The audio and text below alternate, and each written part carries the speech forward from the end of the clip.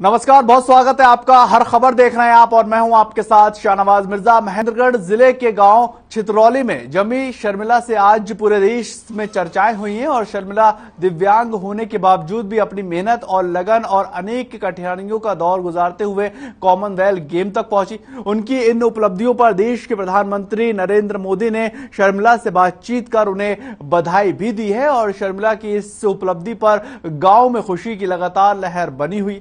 शर्मिला एक गरीब परिवार में जन्मी बेटी हैं और मां ने यह बताया कि शर्मिला के चलते दूसरी शादी करनी पड़ी और शर्मिला के पति की प्रेरणा के चलते शर्मिला कॉमनवेल्थ गेम खेलने जा रही। शर्मिला का भाग्य उस समय भी देखने को मिला जब गांव के स्कूल में 10वीं की परीक्षा परिणाम आया था और उस परिणाम में शर्मिला ही पास हो पाई थी। बाकी तमाम बच्चे फेल हो चुके थे और शर्मिला की मां संतोष ने अपनी बेटी की उपलब्धियों पर काफी खुशी जाहिर की। हालांकि शर्मिला की मां संतोष आंखों से देख नहीं सकती हैं और पिता पहले चल नहीं सकते हैं। बेटी ने उनका नाम रोशन किया है और उससे घर का ही नहीं पूरे क्षेत्र का भी नाम रोशन हुआ है।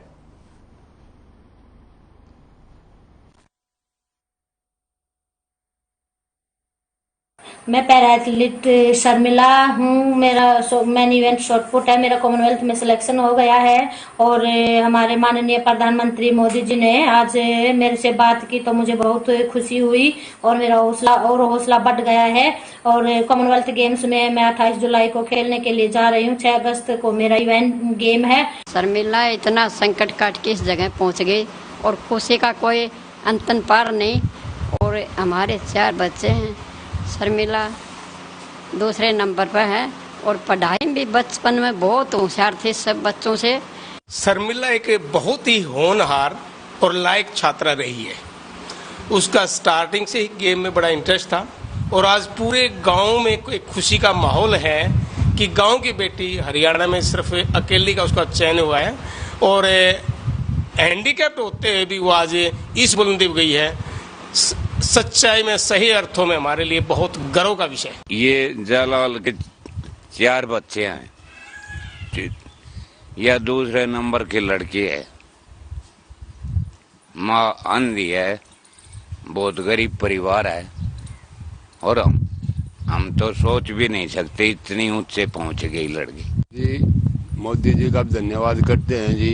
शर्मिला का भी गरीब घर की लड़की आज इतनी ऊंची जगह पहुंच गई। पूरे गांव में हमारे अड़ोस पड़ोस में बहुत खुशी है इस बात की। गरीब घर की बिल्कुल उसकी मान दी है। पिताजी भी हैंडीकैप्ट हो रहा है, कुल्ली टूट रही है। बिल्कुल गरीब घर के भगवान ने उसकी खूब बहुत ऊंची मुकाम पर पहुंचे। हम सब गांव खुश। मुख्यमंत्री मनोहर लाल ने हरियाणा सचिवालय में जल आपूर्ति और सीवरेज बोर्ड की 55वीं बैठक ली है और इसी दौरान जन स्वास्थ्य अभियंत्रण विभाग को निर्देश देते हुए कहा कि जहां पर जल आपूर्ति के लिए लाइनें बिछाई जा रही हैं वहां गलियों की मरम्मत का कार्य जल्द से जल्द पूरा हो जाना चाहिए और आम लोगों को इस विषय पर किसी तरह की कोई भी परेशानी नहीं होनी चाहिए और विभाग जिस भी एजेंसी से ये कार्य करवाएगा उससे कार्य के दौरान और कार्य पूरा होने की तस्वीरें ले ताकि ये सुनिश्चित हो सके कि वहां पानी की लाइन बिछाने के बाद गलियों की व्यवस्थाएं ठीक कर दी गई हैं। और मुख्यमंत्री ने आगे यह भी कहा है कि एक बूंद भी पानी बर्बाद नहीं होनी चाहिए। सीवरेज ट्रीटमेंट प्लांट से निकलने वाले पानी का पुनः इस्तेमाल किया जाएगा और मुख्यमंत्री ने कार्य सुनिश्चित करने की जिम्मेदारी जन स्वास्थ्य अभियंत्रण विभाग को सौंपी। आगे यह भी कहा गया है कि जिन खेतों में जल भराव की समस्याएं हैं वहां पर सिंचाई और संसाधन विभाग नेचुरल ड्रेन आउट का सिस्टम तैयार करे।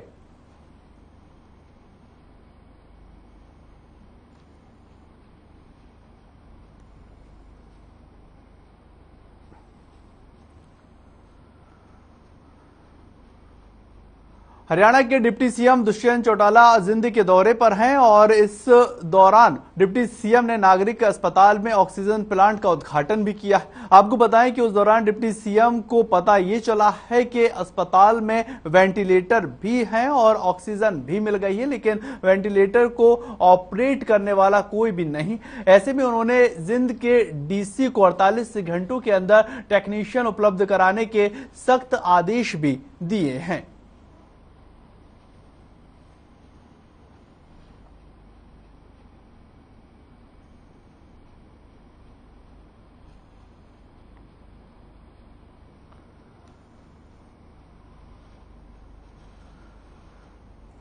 खबर कुरुक्षेत्र से आ रही है, जहां पर मोदी सरकार के खिलाफ कांग्रेस पार्टी पूरे प्रदेश के अंदर बैठक करती हुई नजर आ रही। दरअसल गुरुग्राम चंडीगढ़ में ईडी की कार्रवाई को लेकर हरियाणा प्रदेश के तमाम कांग्रेस के वरिष्ठ नेता चंडीगढ़ पहुंचे हैं और उसके बाद राज्यपाल को एक ज्ञापन भी सौंपेंगे। कुरुक्षेत्र में पूर्व मंत्री और कांग्रेस के कद्दावर नेता अशोक अरोड़ा ने पूर्व मंत्री भीमसेन मेहता ने कांग्रेस कार्यकर्ताओं की बैठक ली और ये कहा कि भारतीय जनता पार्टी की सरकार कठपुतली की तरह काम कर रही है और उनके तमाम नेताओं को ईडी के जरिए परेशान भी किया जा रहा है।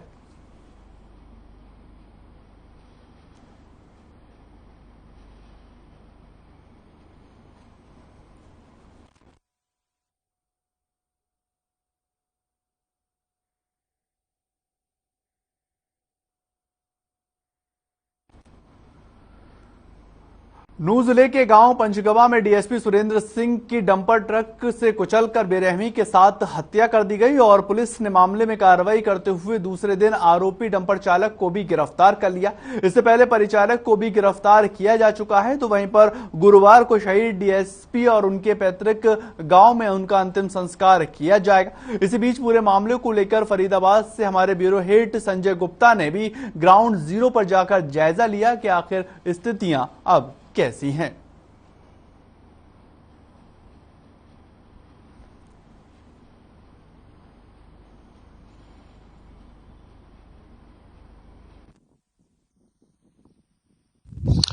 कल हरियाणा के ताबड़ू में खनन माफिया के द्वारा या हम कहें जो अवैध खनन का जो काम करते हैं उनके द्वारा एक डीएसपी की ट्रक से कुचलकर निर्मम तरीके से हत्या कर दी गई।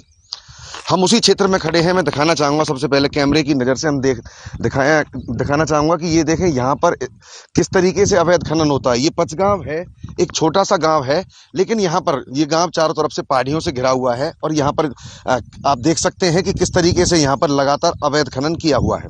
ये चारों तरफ का वो इलाका है जहाँ पर पुलिस की पहुँच नहीं है। कभी कोई पुलिस अधिकारी आ जाता है या फिर कोई चेकिंग के नाम पर यहाँ पे अधिकारी पहुँच जाता है तो उसकी किस तरीके से निर्मम हत्या कर दी जाती है। कल डीएसपी की हत्या इस बात का सबसे बड़ा उदाहरण है। मैं दिखाना चाहूंगा कैमरे की नजर से ये रास्ते पर, ये देखें, ये रास्ते पर जो ट्रक माफिया खनन माफिया था उसने अपने डंपर से किस तरीके से रास्ते को अवरुद्ध कर दिया, रास्ते को रोक दिया, जिससे कि इस डीएसपी की मदद के लिए कोई नहीं आ पाए।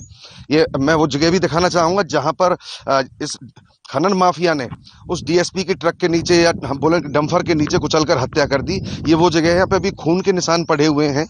ये मैं कैमरे की नज़र से दिखाना चाहूँगा, ये ही वो जगह है। देखिए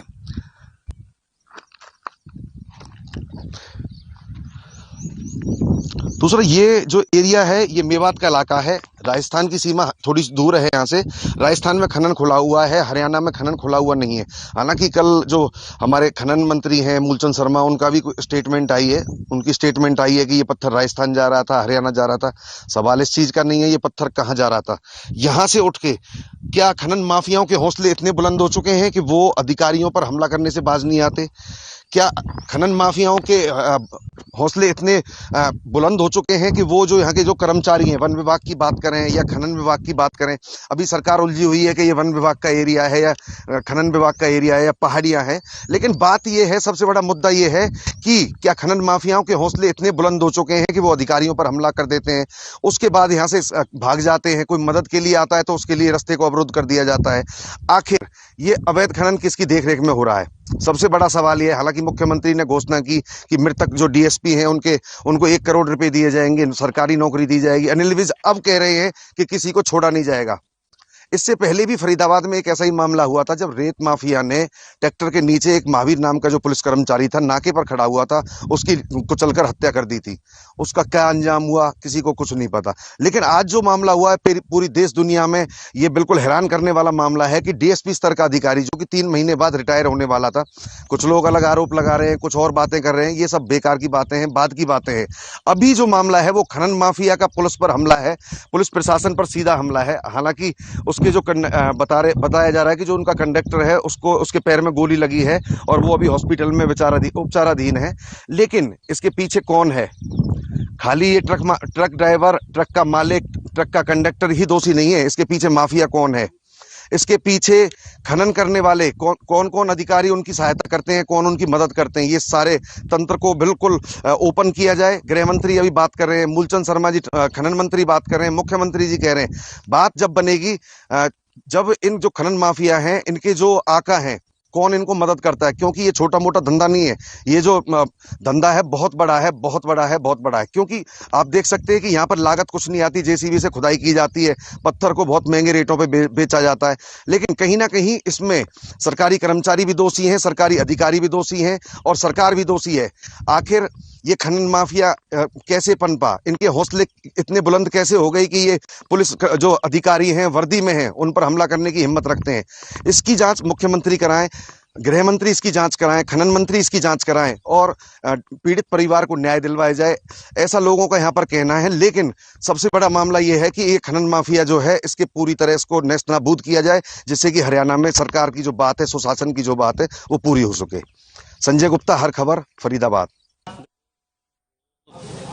हरियाणा सरकार ने डीएसपी की हत्या नहीं, उसको शहीद का दर्जा दिया है। जो डीएसपी साहब शहीद हुए तावड़ू में, उसके निर्मम हत्या के विरोध में तावड़ू पूर्णतः आज बंद है और यहाँ से लेके हम एसडीएम को ज्ञापन देंगे, सीएम साहब तक पहुँचाएंगे एसडीएम हमारी बात को। और जो ऐसी दरिंदगी से जिन्होंने हत्या की है, उनको फांसी की सजा होनी चाहिए और फास्ट ट्रैक कोर्ट में मुकदमा चलाया जाए ताकि जल्दी से जल्दी उनको सजा मिल सके। एक बहुत ही दुखद घटना हमारे इस क्षेत्र में, हमारे इस तावड़ू में हुई कि यहाँ के जो डीएसपी सुरेंद्र जी थे, उनका एक बहुत ही, मैं कहता हूँ, दुखद मृत्यु उनको प्राप्त हुई। खनन माफिया कह लो, उन्होंने उनको कुचलकर उनकी हत्या की है। आज उस रोष स्वरूप या उसके दुख में हमने पूरे बाजार को सर्वसम्मति से, अपनी सहमति से बंद कर दिया। बाजार बंद इसलिए है कि दुर्घटना बहुत ही गंभीर है, लेकिन चौकियाँ भी बहुत बनी हुई है यहाँ, हर इलाके में, हर चौक पे चौकियाँ भी बहुत बनी हुई है, लेकिन प्रशासन बहुत ही ढीला है। अवैध खनन जो होता है, क्या लगता है आपको प्रशासन और पुलिस की मिलीभगत से होता है? बिल्कुल जी, मिलीभगत से होता है। ये मौन प्रदर्शन है। जो हमारे डीएसपी साहब थे यहाँ, बहुत बढ़िया, बहुत ही बढ़िया इंसान थे और उनकी जो निर्मम हत्या की गई है दुर्यंत लोगों के विरुद्ध, उसके लिए फांसी की सजा की मांग है और बिल्कुल मौन जुलूस है और विज्ञापन दिया जाएगा।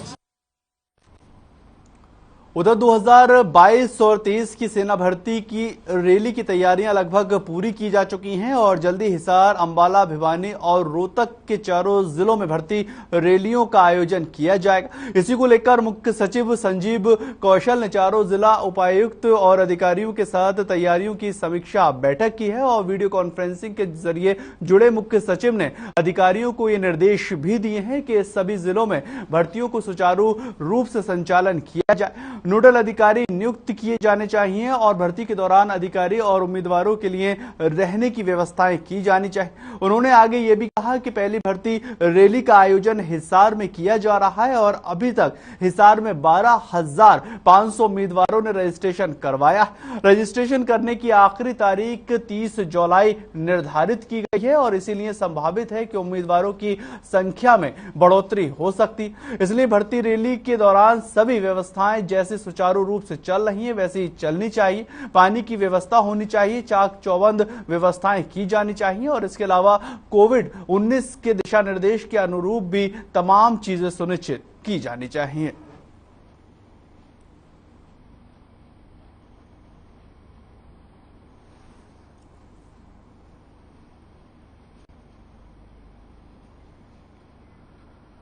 उधर फतेहाबाद में एक टायर फैक्ट्री में टैंक फटने से आग लग गई है और आपको बताएं इसमें फैक्ट्री में 10 मजदूर आग में बुरी तरह से झुलस गए। मजदूर पुराने टायर को पिघलाकर उसमें केमिकल के और तार निकालते हुए नजर आ रहे थे और आनन फानन में घायलों को नागरिक के अस्पताल में भर्ती करवाया गया, जिसमें कुछ गंभीर मरीजों को अमरोहा रेफर कर दिया गया है और बताया यह भी जा रहा है कि इस हादसे में 3 मजदूर गंभीर रूप से घायल हो चुके हैं और 7 जख्मी। मौके पर एसडीएम राजेश कुमार घटना का जायजा लेने के लिए पहुंचे और एसडीएम ने ये कहा है कि फैक्ट्री की भी जांच होगी, जो लोग अस्पताल में हैं उनमें से उनको अच्छी सुविधा मिल सके इसके लिए भी सुनिश्चित किया जाएगा।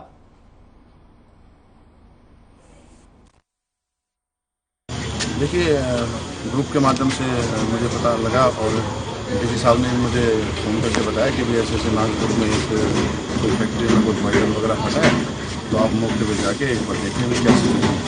तो उस दौरान हम आए, हमने देखा मौका कि यहाँ जो बॉयलर जो फटा है उसमें 10 आदमी उसके नज़दीक थे, जिनको 3 आदमियों को ज़्यादा चोटें आई हैं और 7-8 को कम आई हैं। तो अभी हॉस्पिटल में है, उन एक को अग्रवा रेफर किया गया है। अभी देखते हैं आगे हॉस्पिटल में भी हम। खबर गुना से आ रही है, जहां शहर का नामी गिरामी स्कूल और होटल संचालक की धरपकड़ के लिए हरियाणा पुलिस आई है और सूत्रों के अनुसार ये मामला करोड़ों रुपए का बताया जा रहा है। मीडिया को फोटो खींचने पर हरियाणा पुलिस भड़की और साथ ही मीडिया पर एफआईआर करने की धमकी भी दे डाली। हरियाणा पुलिस मामले में सेटलमेंट कराने में लगातार जुटी हुई है।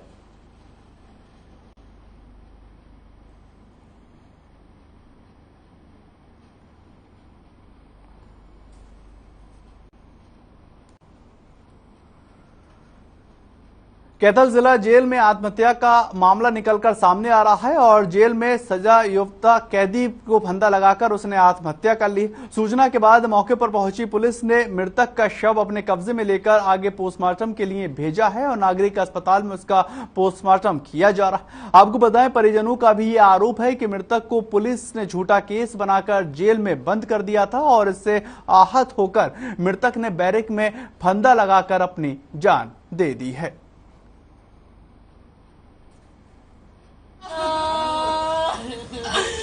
सूचना सानू ਤਾਂ ਇਹੀ ਮਿਲੀ ਕਿ ਤੁਹਾਡੇ ਬੰਦੇ ਦੀ ਡੈਥ ਹੋ ਗਈ ਜੇਲ੍ਹ 'ਚ। ਅਸੀਂ ਪ੍ਰਸ਼ਾਸਨ ਨੂੰ ਇਹੀ ਪੁੱਛਣਾ ਚਾਹੁੰਦੇ ਆ ਕਿ ਉਹਨਾਂ ਦੀ ਕਸਟਡੀ 'ਚ ਸੀ ਤਾਂ ਕਿਸ ਵਜ੍ਹਾ ਕਾਰਨ ਇਹਦੀ ਡੈਥ ਹੋਈ ਆ, ਸਾਨੂੰ ਇਹ ਦੱਸਿਆ ਜਾਵੇ। ਇਹ ਜੀ 2016 ਤੋਂ ਜੀ। ਕੀ ਮਾਮਲਾ ਹੈ, ਕੀ ਹੋਇਆ, ਕੀ ਸਰ ਇਹਨਾਂ ਦੇ ਜੀ ਸੁਖਵਿੰਦਰ ਸਿੰਘ ਪਿੰਡ ਤਲਵੰਡੀ ਤੋਂ ਜੀ, ਉਹਨਾਂ ਨੇ ਜੀ ਇਹਨਾਂ ਦੇ ਝੂਠਾ ਪਰਚਾ ਪਵਾਇਆ ਜੀ। ਉਹਨਾਂ ਨੇ ਜੀ ਸਾਡੇ ਦੇ ਛੁੱਟੀ ਤੇ ਗਏ ਨੇ ਜੀ, ਕਈ ਵਾਰ ਜੀ ਉਹਨਾਂ ਨੇ ਸਾਨੂੰ ਗਾਲਾਂ ਕੱਢੀਆਂ, ਕੁੜੀਆਂ ਗਾਲਾਂ ਕੱਢੀਆਂ, ਬਹੁਤ ਜ਼ਿਆਦਾ ਬੋਲੇ ਨੇ ਜੀ। ਸਾਨੂੰ ਉਹ ਸਾਡੇ ਦੇ ਝੂਠਾ ਪਰਚਾ ਪਵਾਤਾ ਜੀ। ASI ਅਮਰਨਾਥ ਜੀ, ਉਹਨੇ ਸਾਤੋਂ ਉਹ ਤੋਂ ਸੁਖਵਿੰਦਰ ਸਿੰਘ ਤੋਂ 18 ਲੱਖ ਰੁਪਏ ਲੈ ਕੇ ਜੀ ਸਾਡੇ ਡੈਡੀ ਤੇ ਝੂਠਾ ਪਰਚਾ ਪਾਇਆ ਜੀ। ਉਹਨੇ ਸਾਡੇ ਤੇ ਜੀ, ਸਾਨੂੰ ਕੋਈ ਪਤਾ ਨਹੀਂ ਸਾਡੇ ਘਰ ਕਦ ਪੁਲਿਸ ਆਈ, ਸਾਡੇ ਤੇ ਕੀ ਗੱਲਬਾਤ ਹੋਈ, ਸਾਨੂੰ ਕੁਝ ਨਹੀਂ ਪਤਾ ਲੱਗਿਆ। ਸਾਨੂੰ ਕੋਈ ਥਾਣੇ 'ਚ ਨਹੀਂ ਸਾਡੇ ਇਤਲਾਹ ਦਿੱਤੀ, ਕਿਤੇ ਕੁਝ ਨਹੀਂ ਕਰਿਆ ਜੀ ਉਹਨਾਂ ਨੇ। करनाल में संयुक्त किसान मोर्चा की बैठक हुई है और हरियाणा पंजाब किसान बैठक में शामिल हुए। बैठक में हरियाणा के किसानों ने अपनी मांगों को लेकर वहां पर चर्चा की है, जिसमें लखीमपुर खीरी मामले में कार्रवाई को लेकर भी बैठक की गई। इसमें MSP कानून एक मुख्य मुद्दा बताया जा रहा है और किसानों ने 31 जुलाई को 4 घंटे के लिए चक्का जाम करने का ऐलान कर दिया। आपको बताएं, 11 से 3 बजे तक रेल, सड़क और सब जगह चक्का जाम करने का ऐलान किया गया है और अग्निपथ के मुद्दे पर 7 अगस्त से लेकर 14 अगस्त तक जय जवान जय किसान के नाम के साथ किसान बैठक करेंगे और साथ ही 5 अगस्त को SKM हरियाणा जिला उपायुक्त को ज्ञापन देने वाला। इसके बाद ही अगर सरकार नहीं मानती है तो एक बड़े आंदोलन को लिए भी SKM जाता नजर आ सकता है।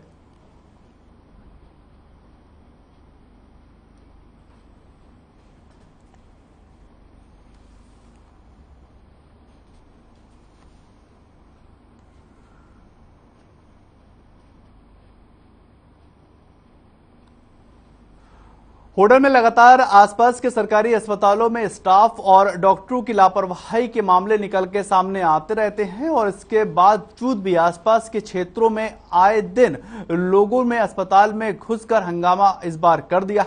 लोगों ने अस्पताल के डॉक्टरों पर सही तरीके से दवाई नहीं देने और टेस्ट बाहर की पैथ लैब से करवाने के अलावा रात के समय पीड़ित मरीजों का इलाज नहीं करने का सीधा आरोप लगा दिया है और साथ ही वरिष्ठ अधिकारी डॉक्टर चरण गोपाल से अस्पताल में आम लोगों ने इलाज में आ रही परेशानियों को लेकर जल्द समाधान करने की मांग भी रखी है।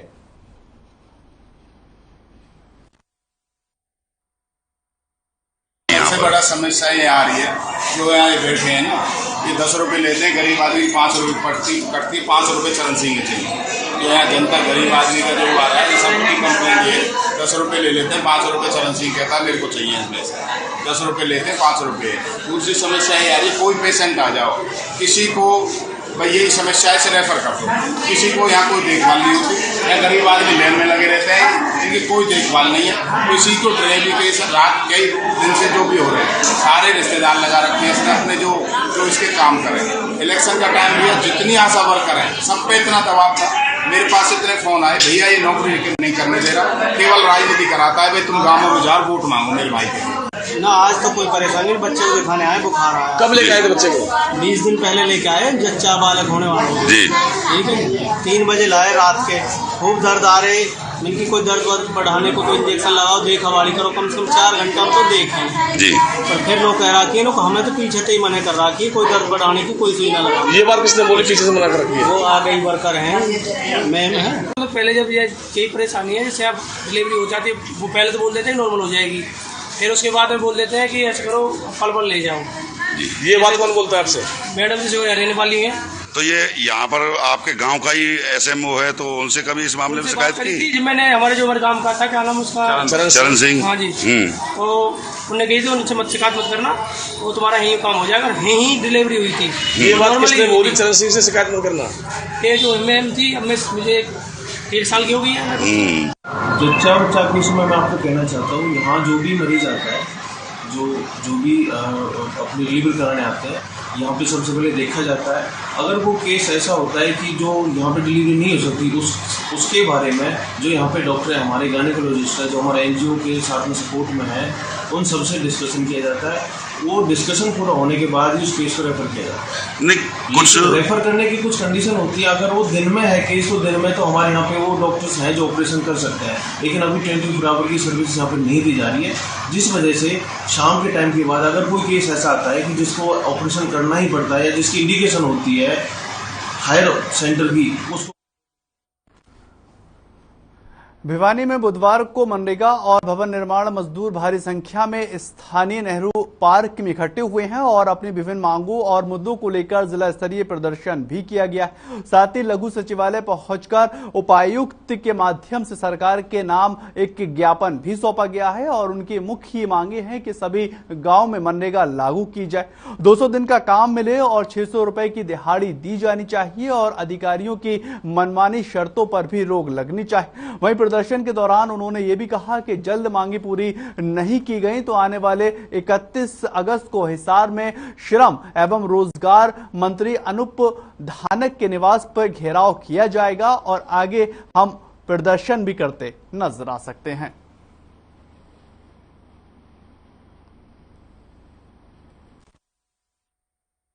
भवन निर्माण कामगार यूनियन हरियाणा और मनरेगा कामगार यूनियन के आह्वान पर आज जिला स्तर का रोष प्रदर्शन है। इस रोष प्रदर्शन के माध्यम से भवन निर्माण कामगार यूनियन और मनरेगा कामगार यूनियन जो निर्माण मजदूर और मनरेगा मजदूरों के जो मुद्दे हैं उनको लेकर के आज हम रोष प्रदर्शन कर रहे हैं।